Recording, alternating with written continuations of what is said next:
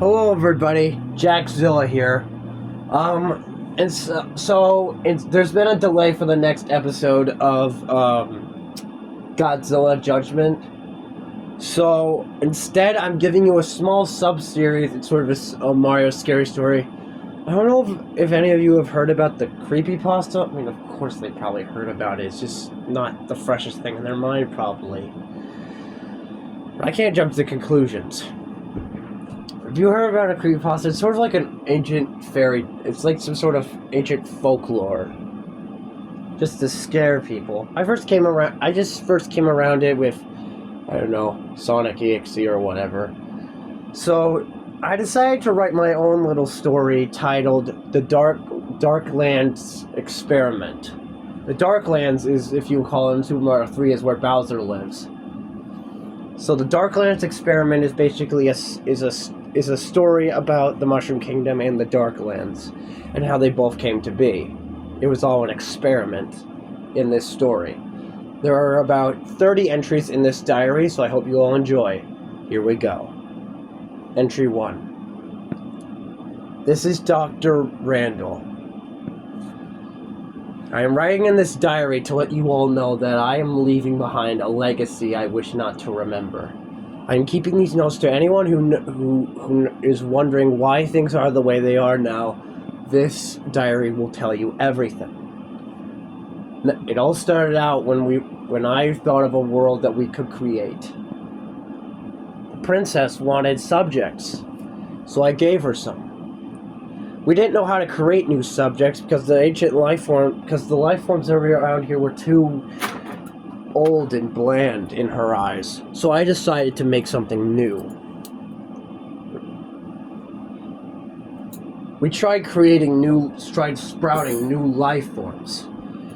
Tried using everything from any sort of material we could create, but all that ended up was creating horrible things like, I don't even want to say. The first ever life form we ever were to sprout was when we put a small kitchen mushroom and some boots together and put a brown paint can in the middle. When we crafted together, we had created our first ever life form. It looked like a small mushroom with eyebrows with two eyes and with two pointy fangs pointing out of the mouth. It looked like a mushroom, but below the stump were two small little boots. All it did was walk around a bit and blink, and its eyebrows moved up and down. I opened the chamber door to see what it was like, and it was barely even aggressive. I went with a stick and poked at it. It responded aggressively, but it was opening its mouth, but it didn't do anything more than that. It seemed more afraid of the stick and me than I was afraid of it. These things, I didn't know what to call them at first. I thought of me and Peach tried to think of a perfect name for it, but we couldn't. Mushroom Dude, Brown Stump. I don't know how, but we came up with the name Goomba. Goomba Mushroom. Galamba. This guy was not very intelligent. But I thought, why stop there? We took the Goomba to a cloning machine where we cloned it. I cloned about 10 of them each day. They all seemed very confused as they looked so alike. They started moving around each other.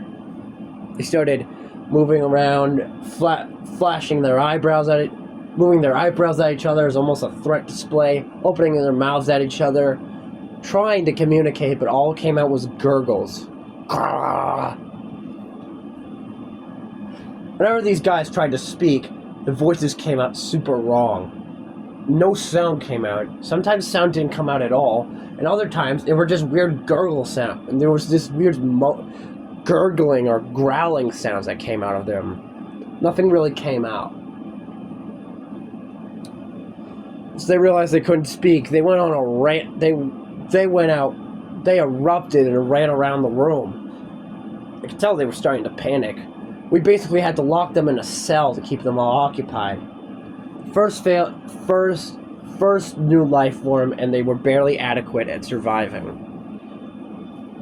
So we put food in the chambers to see how they would react. They ate it. They were good at fight, but they had no nose to sense, so they had to use their other senses to feel around. They had no arms, so how could they defend themselves? We decided to figure that out. See what their survival tactics were good at. When they saw a target, they would run forward, charging in. They would hit the target with their heads. Others would flee, but most of them would charge.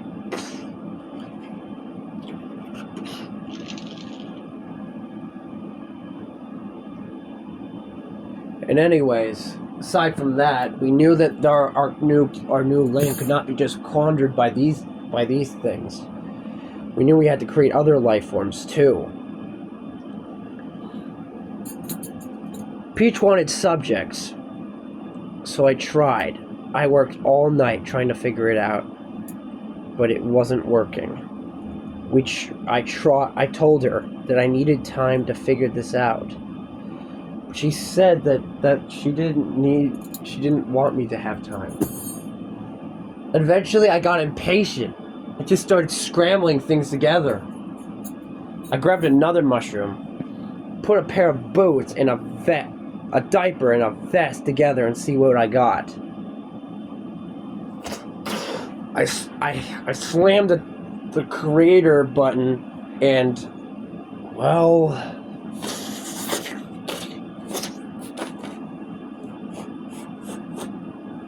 what came out was the weirdest thing I had ever seen. It almost was human-like, but it had a giant mushroom on its head. It had a blank expression, a stupid smirk, a stupid derpy smile on his face. 2 black eyes with 2 white dots in the middle. Small boots landed on the bottom. Looked similar to the Goomba, but he was taller. It had hands, too. And around those hands was the vest I threw in. Peach was coming in earlier today, so I showed her to the chamber where I had created the monstrosity. At least that's what I called it. We walked in, and I tried to communicate with it. It cocked its head to the side at first, and then started to speak, but it speaked in the weirdest manner I had ever seen.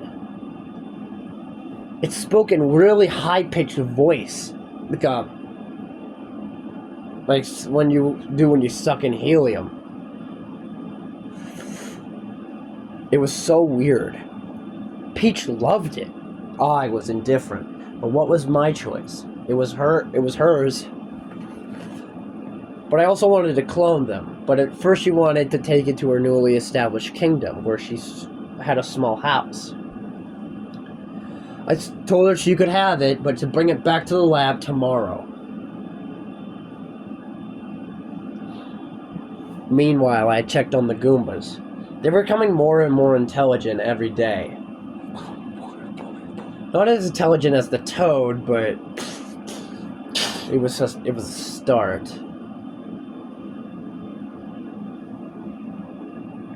When Peach came back the next day, I discovered that she had taken a liking to the little rascal, and she had given a name, Toad. I thought it was a perfect name. Their voices were so high-pitched, it sounded almost like a toad. I hadn't wanted to try an experiment, I told her. I wanted to see what happens when we put the Toad and a Goomba in the same room together.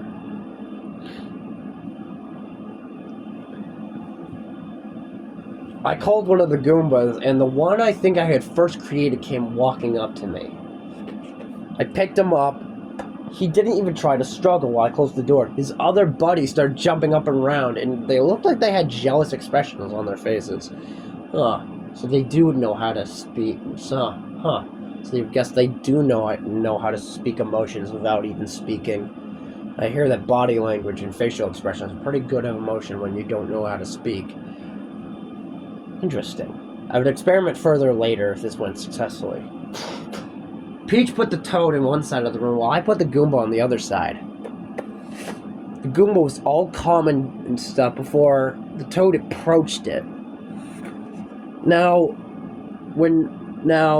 I'm not sure, I don't know what happened next. I don't know what happened, but suddenly, Toad lurched forward and smacked the Goomba in the face.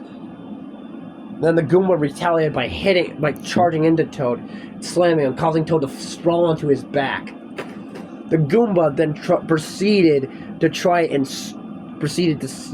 stomp onto Toad's chest multiple times. It was jumping on him. We had to separate the two. I put the Goomba in another chamber away from his buddies. It seemed that these two life forms did not work well together. It's almost as if they had a hatred rivalry from the start. But I didn't know how to speak about it yet. So that's the end of this entry. I don't know what went wrong.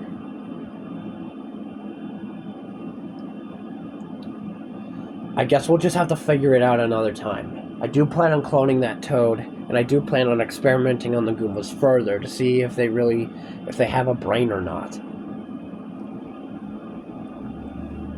So this is the end of my entry. I'll let you all know further.